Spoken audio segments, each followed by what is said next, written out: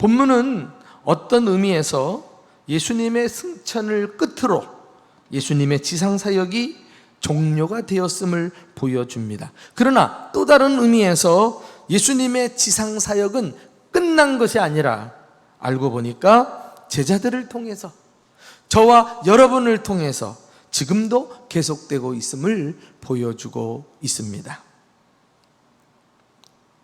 예수님이 승천하신 사건은 이제 보니까 우리에게 바통을 넘겨주신 사건이라고 말할 수 있습니다. 이제는 우리가 예수님이 맡기신 복음을 삶으로 살아내야 할 책임이 주어진 것입니다. 과연 복음적 삶이란 어떤 삶일까요?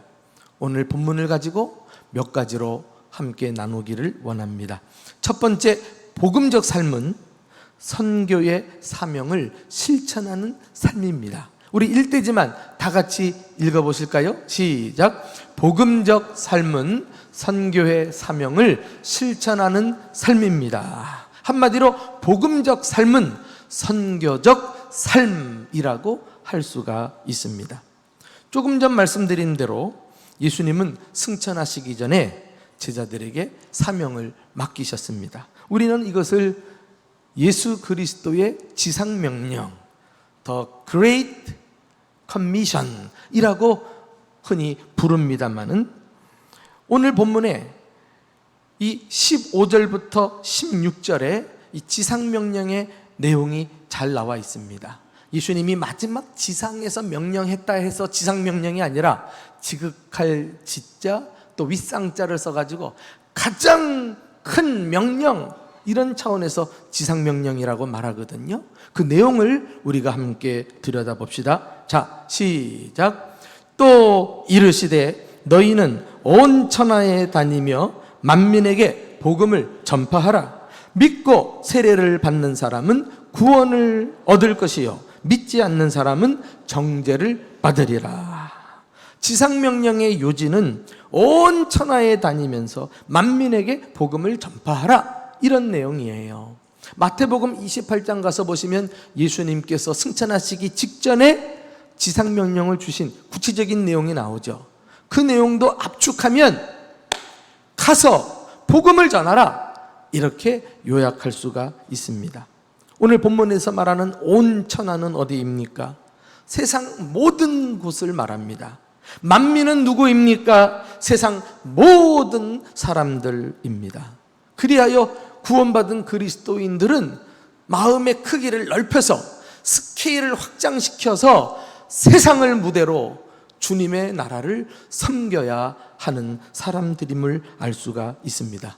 그리고 그 일이 가능하기 위해서 우리는 먼저 세상을 향해 나아가야 한다는 사실을 깨닫게 해 줍니다.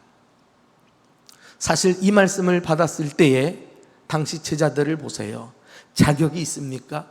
이런 일을 행할 만한 능력도 있습니까? 아무것도 구비되어 있지 않습니다. 이제 그들은 믿었던 예수님이 하늘로 승천하면 고아와 같이 홀로 남게 될 처지입니다. 예수님이 십자가에 돌아가실 때도 자기 혼자 살겠다고 주랭랑을 쳤던 그 연약한 제자들, 예수님이 부활하시자 그것을 보고 겨우 정신을 차려가지고 모인 사람들 아닙니까? 아무것도 준비되어 있지 않는 사람들인데 그들에게 세상을 무대로 나가라고 하니까요, 어떻게 이런 명령을 순종하고 실천할 수 있겠습니까? 그럼에도 불구하고 제자들이 나갔습니다. 온 천하를 무대로 해서 하나님의 복음을 전파하며 살았던 것입니다. 사도행전은 예수님께서 승천하시기 전에 제자들에게 좀 더 구체적으로 이 선교적 교회상에 대해서 말씀해 주고 계시는 내용이 나오는데, 우리 한번 사도행전 1장 8절 말씀, 그 유명한 내용을 함께 읽어보실까요? 시작. 오직 성령이 너희에게 임하시면 너희가 권능을 받고 예루살렘과 온 유대와 사마리아와 땅끝까지 이르러 내 증인이 되리라. 아멘. 여기서도 흩어지는 교회, 나가는 교회, 면모를 엿볼 수 있습니다. 예수님은 제자들로 하여금 한 곳에 머물러 있지 않고 예루살렘뿐만 아니라 그 근방의 온 유대, 그리고 그 근방의 사마리아까지, 그리고 나중에는 땅끝까지 내 증인이 될 것을 말씀하고 있습니다. 그런데 앞서 말씀드린 대로 하나도 준비되어 있지 않는, 세상적으로 말하면 비천한 신분의 어부 출신들이 어떻게 이 사명을 감당하냐 말이에요. 그래서 주님께서는 교회에 주신 에너지가 있어요. 그게 무엇입니까? 성령의 권능 아닙니까? 성령의 권능. 이 권능이라고 하는 헬라어 말은 듀나미스라는 단어입니다. 여기서 영어 다이나마이트가 나왔어요. 폭발적인 강력한 힘을 나타내지 않습니까? 교회는 이 힘을 가지고 예루살렘에 가서 복음을 터뜨리는 거예요. 그리고 또 온 유대로 나가서 복음을 터뜨리고, 사마리아로, 그리고 땅끝까지 나가서 복음을 터뜨려야 될 사명을 가지고 있는 것입니다. 초대교회를 보면은 하나님께서요, 베드로가 한번 설교해서 3,000명, 500명, 5,000명 이렇게 교회 안에 예수 믿겠다고 들어오는 것을 보고 초대교회가 자만에 빠졌어요. 야, 이제 됐다 하고 더 이상 움직이지 않으려고 하는 찰나에 하나님께서 예루살렘 교회에 큰 핍박을 가져다 주지 않았습니까? 로마 제국으로부터 기독교인들이 박해를 받기 시작한 거예요. 그 바람에 한 곳에 머물러 있을 수 없었어요. 그래서 그 다음 사도행전의 기록을 보니까 그들이 흩어져서 복음을 전하더라. 흩어진 사람들이 거기서부터 나오는 거예요. 전국 각지로 흩어지고 또 경계선을 넘어 이방 민족에게로 흩어지고, 그러면서 복음을 전하기 시작하면서 교회다운 면모를 다시금 세워나가기 시작한 것입니다. 유대인에게 전도했던 베드로도 보십시오. 어느 날 하나님께서 그에게 보자기 환상을 보게 하십니다. 보자기 안에 온갖 부정한 짐승들이 있잖아요. 베드로에게 잡아먹으라. 주님, 나는 율법에 금한 바 부정한 짐승을 먹을 수 없습니다. 내가 정한 것을 네가 부정하다 하느냐? 먹으라, 먹으라. 깨어보니까 하나님께서 이방인에게도 복음을 전하라는 뜻인 줄 알고 마침 마음을 열고 대기하고 있던 당시 로마의 고넬료라고 하는 장교의 집에 가가지고 하나님 말씀을 전하는데, 야, 유대인에게만 성령을 받을 줄 알았더니 말씀을 전하는 순간에 온 식구들에게 성령이 충만하게 임하고, 그리고 예수 믿고 세례받는 역사가 일어난 줄 믿으시기 바랍니다. 그렇게 해서 최초로 이방 선교의 포문이 열리게 된 것입니다. 베드로도 끔찍 않고 유대인에게만 말씀을 전하려고 했는데 주님은 밀어붙여가지고 나가게 하신 것을 보게 되어요. 심지어 선교사로 부름받은 사도 바울조차도 그가 이스라엘 지역을 넘어 고작 위에 있는 소아시아 지역을 오고 가면서 복음을 전하는 걸로 안주했습니다. 그런데 하나님이 어느 날 소아시아 지역에 있는데 그 건너편 유럽의 초입이라고 할 수 있는 마게도냐 지역의 사람이 손을 들고 건너와서 우리를 도와주십시오, 부르짖는 환상을 보지 않습니까? 꿈에서 깨어난 사도 바울이 하나님께서 그곳으로 우리를 부르신 줄로 인정함이러라. 그리고 배를 타고 건너가게 됩니다. 여러분, 선교적 교회는 하나님의 시선을 항상 응시하면서 하나님이 보는 방향을 따라갑니다. 그저 교회 안에 신앙생활이 다인 줄 알고 우리끼리 아웅다웅 이렇게 지내는 것이 아니라 하나님이 우리를 세상을 향해 보게 하시면 우리로 하여금 그곳으로 나아가라고 하신 뜻을 인정하고 순종하고 나아가는 것, 이게 선교적 교회, 진정한 교회의 모습이라고 할 수가 있습니다. 하나님은 이 시간 우리 교회에도 명령하십니다. 오늘 말씀이 우리를 향해 주시는 예수님의 명령이라는 확신을 가지고 우리도 선교적 명령을 실천하고 복음의 삶을 살아가는 주의 백성들이 되시기를 예수님의 이름으로 축원합니다. 두 번째, 이 복음적 삶은 복음의 능력을 나타내는 삶이라고 할 수가 있습니다. 우리 두 번째 대제를 또 다 같이 읽어보실까요? 시작. 복음적 삶은 복음의 능력을 나타내는 삶입니다. 예수님은 제자들에게 선교의 사명을 주셨을 뿐만 아니라 표적도 약속하셨어요. 표적이 무엇입니까? 기적이 일어나는 것 아닙니까? 그 내용이 오늘 본문 17절, 18절에 나오는데 다 같이 읽어보겠습니다. 시작. 믿는 자들에게는 이런 표적이 따르리니 곧 그들이 내 이름으로 귀신을 쫓아내며 새 방언을 말하며 뱀을 집어 올리며 무슨 독을 마실지라도 해를 받지 아니하며 병든 사람에게 손을 얹은즉 나으리라 하시더라. 누가 하신 말씀입니까? 예수님이 하신 말씀이시죠. 누구에게 이런 표적이 나타난다 그랬어요? 믿는 자들에게는. 아무나 이런 표적을 볼 수가 없습니다. 예수님의 지상명령에 순종하는 그런 사람들에게 주신 약속이라고 할 수가 있습니다.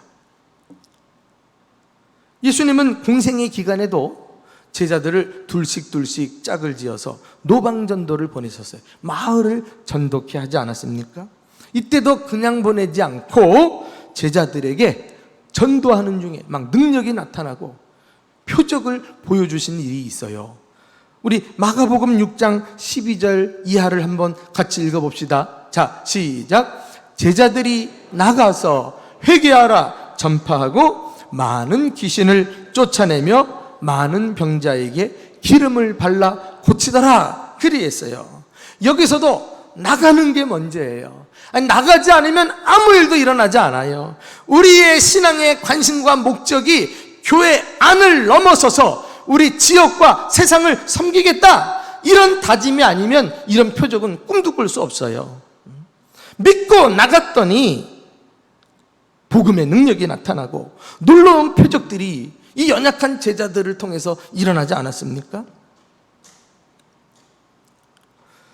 오래전에 신문에 난 기사가 생각이 나요. 한 사이비 교주가 자신은 독을 마셔도 아무런 해를 받지 않는다 큰 소리를 치고 실제로 사람들 앞에서 독을 마셨다가 바로 죽은 사건이 있어요. 이걸 우리는 개죽음이다 이렇게 이제 말합니다. 성경을 잘못 읽은 거예요. 오늘 말씀은 누구에게 주신 것입니까? 지상명령에 순종하기 위해서 나아가는 사람들, 전도의 삶을 실천하는 사람들에게 주신 약속이 아닙니까? 그리하여 실제로 제자들은 전도하다 보니까 귀신이 쫓겨나갑니다. 병든 자들이 고침을 받습니다. 또 사도행전에 가서 보시면 한 번도 배우지 않은 새 방언, 외국어를 말하는데 그 외국어가 입으로 터져가지고 예루살렘에 당시 외국인들이 모여 있다가 깜짝 놀라지 않았습니까? 저 사람들이 누군데 우리 말로 복음을 전하는가 말이에요. 뿐만 아니에요. 사도 바울은 독사에게 물렸는데도 죽지 않았습니다. 심지어 3층에서 떨어져서 죽은 유두고라는 청년을 급하게 내려가가지고 다시 살려내지 않습니까? 오늘 표적들이 생생하게 하나하나 제자들에 의해서 체험되고 있었던 것입니다. 그리고 지금도 복음의 능력은 전도의 현장에서 얼마든지 일어나고 있습니다. 전도하다가 어떤 사람을 만날 때 그 사람이 반드시 예수를 믿어야 되는 사람일 경우에는 하나님은 비상섭리로 특별한 상황을 조성해서 기적을 얼마든지 일으켜 내시는 분이신 것입니다. 특히 이런 기적의 소식이 어디서 제일 많이 들려옵니까? 바로 선교지 아닙니까? 선교지. 지금도 선교지에 가면 이상하게 기적이 일어나는 거예요. 아마도 하나님께서 급박한 마음을 가지고 그 선교 현장에 기적과 표적을 나타내셔서 예수 믿게 하신 역사라고 우리는 확신하게 됩니다.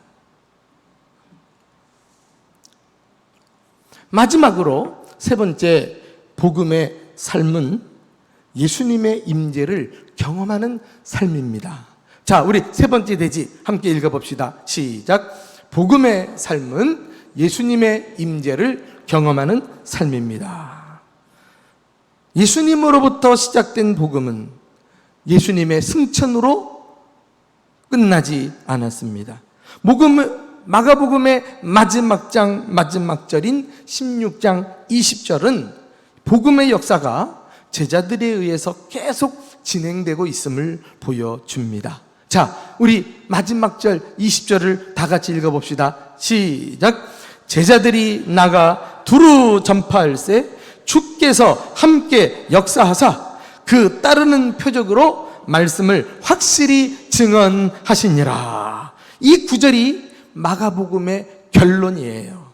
이 한 구절을 얻어내기 위해서 지금까지 마가복음 1장부터 16장이 기록이 되었다라고 말해도 과언이 아닐 것입니다. 사실 마태복음에도 또 누가복음도 그리고 요한복음도 다 예수님의 생애를 기록한 복음서이지만은 그 마지막이 확실하질 않아요. 예를 들면 마태복음 같은 경우는 지상명령을 주고 끝이 납니다. 그러나 이 마가복음에 와서 보시면은 이 마지막 절에 가서 예수님이 승천하셨다? 그 다음에 어떻게 되었다는 말이에요? 그리고 제자들을 통해 예수님의 사역이 계속 진행되고 있다. 이 사실을 밝히고 마가복음이 끝을 맺습니다. 이 마지막 구절이 없었다면 예수님의 복음은 과거의 역사로 끝이 났을 거예요. 그냥 이야기로 전해지고 말았을 것입니다. 우리와 하등 상관이 없을 뿐만 아니라 기독교조차도 과거에 존재했다가 사라진 종교에 지나지 않을 거예요. 그러나 복음의 역사는 지금도 계속 쓰여지고 있다는 사실을 믿으시기를 주님의 이름으로 축원합니다. 기독교는 과거의 종교가 아니라 오늘날도 여전히 살아서 복음을 전하는 제자들에 의해서 구원의 참된 길을 전하고 있는 것입니다. 나는 이 마가복음 16장 20절 이 마지막 짧은 구절이 그리스도인의 삶을 전부 보여주는 말씀이라고 생각합니다. 그것은 바로 그리스도의 임재를 경험하는 삶이에요. 이 구절에서 가장 중요한 표현은 앞에 제자들이 나가서 두루 복음을 전했다 도 아니에요. 그리고 끝에 표적이 나타났다 이것도 아니에요. 그 중간에 주께서 함께 역사하사 모든 사건이 가능하게 된 주 원인이 오늘 이 본문에 담겨 있는 것입니다.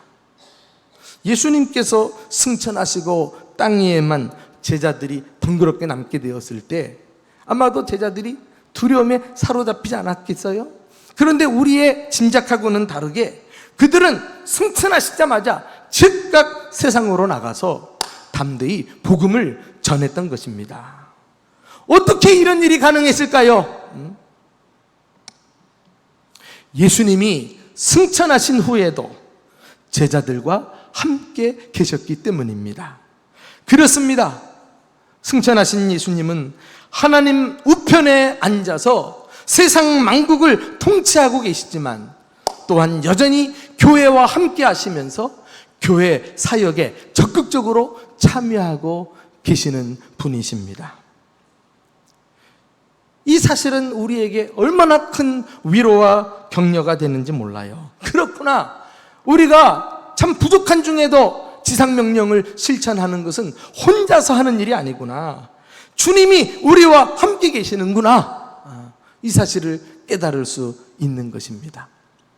마태복음의 마지막 장에 가서 보시면 예수님이 승천하시기 전에 이미 우리와 함께 하실 것에 대해서 아주 강조하면서 약속하신 내용이 나와요. 우리 그 대목을 직접 눈으로 좀 확인했으면 좋겠습니다. 마태복음 28장 여기도 마지막 절이 20절이에요. 20절 다 같이 읽어봅니다. 시작. 내가 너희에게 분부한 모든 것을 가르쳐 지키게 하라. 볼지어다 내가 세상 끝날까지 너희와 항상 함께 있으리라 하시니라. 할렐루야. 예수님은 우리 보고 혼자 나가라 그러지 않았어요. 우리 보고 혼자 사명을 감당하라고 하지 않았어요. 세상 끝날까지 너희와 항상 함께 하겠다. 함께 하겠다는 것은 전적으로 예수님이 책임져 주시겠다는 말씀입니다. 그래요. 알고 보니 내 삶의 주체는 내가 아니라 바로 예수님이신 것을 깨닫게 됩니다. 예수님이 나를 위해 친히 행하시고 나는 그 예수님께 붙어 있기만 하면 되는 거예요. 이것이 구원받은 그리스도인의 삶의 비밀이란 사실을 아십니까? 이 비밀을 깨달았던 사도 바울이 뭐라고 고백했습니까? 갈라디아서 2장 20절에 그런즉 이제는 내가 산 것이 아니요 오직 내 안에 그리스도께서 사신 것이라. 철저하게 자신의 존재됨을 부정하고 예수로 살고 있음을 고백하지 않습니까? 그 이후에 사도 바울은 삶의 주도권을 예수님께 내어 맡기고 예수님만 따라갔더니 복음으로 로마를 정복하는 위대한 선교사가 되었던 것입니다. 참 놀랍습니다. 내 안에 그리스도께서 사신 것이라. 여기 내 안에 그리스도께서 사신 것이라. 이것을 우리가 쉬운 말로 달리 표현하면 예수로 충만함이라. 예수로 충만. 갈수록 주님이 내 안에 충만하게 함께 계시고 나의 삶을 지배하시고 나를 다스리고 이끌어 가신다는 것을 깨닫게 될 때 우리는 어디서 그런 용기가 났는지 담대하게 세상을 향해 복음 전도의 사명을 감당하는 사람이 되는 것입니다. 이제 알 것 같아요. 그리스도인의 성공적인 삶의 비결은 예수님의 임재를 얼만큼 경험하느냐 여기에 달려있다고 말씀드릴 수 있습니다. 이 충만이라고 하는 복음성가 가사를 보세요. 가난하여도 내가 결코 부족하지 않은 것은 예수님이 부요함이라. 내가 무명이어도 공허하지 않은 것은 예수 안에서 내가 만족함이라. 실패하여도 내가 일어설 수 있는 것은 예수 안에서 내가 승리하기 때문이라. 할렐루야.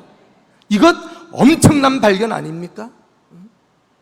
알고 보니 신앙생활하면서 만나는 모든 시험은 예수로 충만하지 않아서 그래요. 나와 함께 계신 예수님을 놓쳐서 그래요.